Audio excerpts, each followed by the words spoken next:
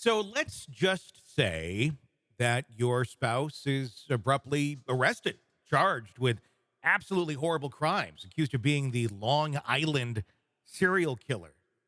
Case that has terrorized your community for many, many years. If you knew nothing about it, you're absolutely shocked. You don't know what to do. Your world has been completely thrown upside down. Several months into all of this, a camera crew comes up to you, Peacock, and says, "Hey, you know what? The trial is still pending. We're not quite there yet. He's locked up. How about we give you $1 million and follow you around?" What do you say to that? Well, for Asa Ellerup, who is in that exact situation, she did say yes. She apparently has gotten $1 million from Peacock to be part of this documentary following her life as the case continues to develop. Joining me to discuss, Neama Rahmani, former federal prosecutor, president of the West Coast Trial Lawyers Association. Neema, when you heard about this development, what was your reaction? Yeah, I was disgusted. Tony, I mean, we've been talking about this case for a while. And, what was her role in all this? Was she an accomplice? Was she a co conspirator? She's taken this really tone deaf approach to the victims. She's been litigious with the government when they're just trying to collect evidence. Certainly far from helpful, maybe even complicit. And now she's profiting off of her husband's alleged murders. I'm disgusted, but perhaps I shouldn't be surprised in this day and era. Yeah, I mean, that's kind of where I was at on it. I was disgusted. Not super surprised because anything she's been doing seems to kind of be the opposite of what one would think to do. What, if any, is there any sort of recourse with the legality of her profiting off of this if the funds were to not just be for her own well being and upkeep of her home and family? What if these funds go and flow to his own defense? Is there anything preventing something like that from happening?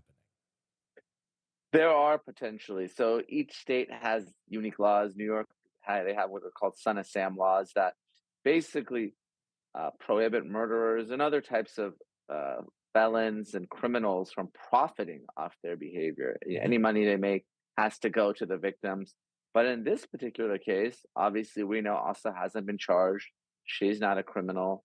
The funds are allegedly going to her and her daughter. So I'm not saying it's a loophole, but it is something that's not covered by the laws that are currently on the book. So I think, legally speaking, she's going to be okay, and she's going to be able to keep this money. Yeah, I mean, that's interesting. It's kind of like almost a little gap there in that creates that loophole if those funds are in fact to go that place. She recently said through her attorney, or the attorney stated that she believes her husband is likely innocent. Doesn't think that she had it in him to do something like this. And I'm paraphrasing a bit. Interesting take, considering 7 days after the charges were brought, she did file for divorce.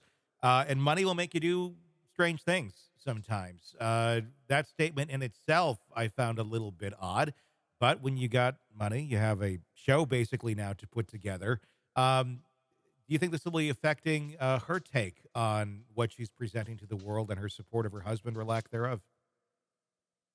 It might. I mean, obviously, look, it's a documentary. They're following her around, and she needs to be the supportive wife. If she just, pieces out and, moves to South America, not much of a documentary there, Tony, right? So they need a wife that's going to be involved. She's getting paid to do so. Let's not forget the lawyers are reportedly being paid as well to participate in this. So that's its own issue, right? Yeah. Obviously, they're representing the family, that they're not representing Heuermann, but at some point, there's a possibility that she gets charged here, right? At a minimum, she's a witness. Yeah. Minimum, right? I mean, she's seen some of these sex acts and parties, and just really sort of distasteful, in my opinion. But people will do anything for money, and Asa's not the type of person that's going to be paid $1 million to make a sex tape or go on OnlyFans. So this is probably as good as it gets for her. Yeah.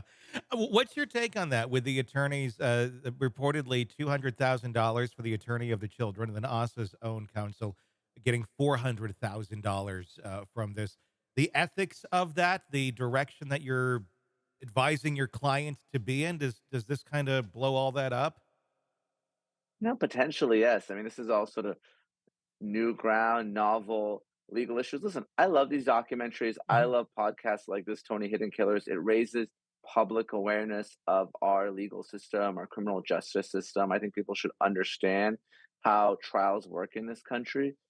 The question is, I mean, as lawyers, right, we're supposed to advocate on behalf of our client and not, be acting for the cameras. And listen, you're talking to someone that does TV all the time. Mhm. Sometimes it's in your client's best interest to get media, and sometimes it's not.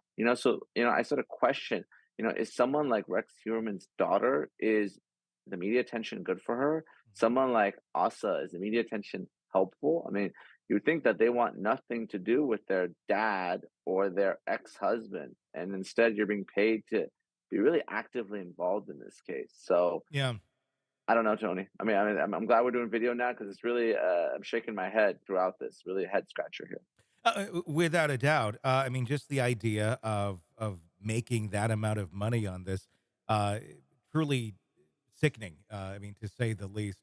We'll have to see where all of this goes and exactly, where this will fall. But the only thing that I was wondering about is, I'm assuming she's not going to have her attorney next to her 24 hours a day, 7 days a week as they're filming this sort of thing to advise her. And maybe you shouldn't say that out loud or this or Mhm. that. It's kind of the Jinx thing. Robert Durst, that documentary pretty Yeah. much sunk him. I'm wondering if, this could end up doing the same for her inadvertently, where she thinks she's kind of controlling this narrative of her life, but ends up saying stuff that maybe doesn't even get it to TV. I mean, at the end of the day, if there is some suspicion of her, which as of right now, we don't believe there is. The authorities have essentially cleared her. Can't doesn't mean that they can't come back. But do you think they're salivating? Investigators are salivating at this, going, "You go ahead, do that documentary. We're going to subpoena everything you have, including all the cutting room B-roll footage, and just take a closer look to see if there's something there that we can get her on." Oh, absolutely. And look, I mean, you raised a good point. I mean, The Jinx, great documentary there, finally brought Bob Durst to justice, and they're coming out with a part two. Hmm. Obviously, he passed away, but there's many other examples as well. Surviving R. Kelly, right? Yeah. That was instrumental. The Britney Spears documentary got her out of a conservatorship, and even active cases right now. I know it's interesting. It's another sort of botched prosecution, but the Alec Baldwin prosecution, Mhm. the district attorney's office, that they're filming a documentary, they're subpoenaing all that. So if you're a prosecutor in the case, this is great. You're getting free evidence that could potentially only help you. So the more the merrier, and you're happy that someone else is doing the work. Yeah, I mean, inadvertently, she may end up revealing far more than she ever planned to or thought she would with authorities, and it could all come back. If she's got nothing to hide, then she's got nothing to hide. But I would say tread lightly if I were her. No question. If your DNA is at the scene of these murders and you're present in the same house, your house, as some of the victims, I'd be very careful about what I do and what I say. Hey, it's Tony Brueski. If you want more of our interview with our guests, be sure to check out our podcast, Hidden Killers with Tony Brueski. Just search that wherever you download podcasts and press subscribe. Also, you can check out our YouTube channel for the full video version of the interviews as well, under the same name, Hidden Killers with Tony Brueski. Check it out, subscribe, binge, and enjoy. Thanks for watching.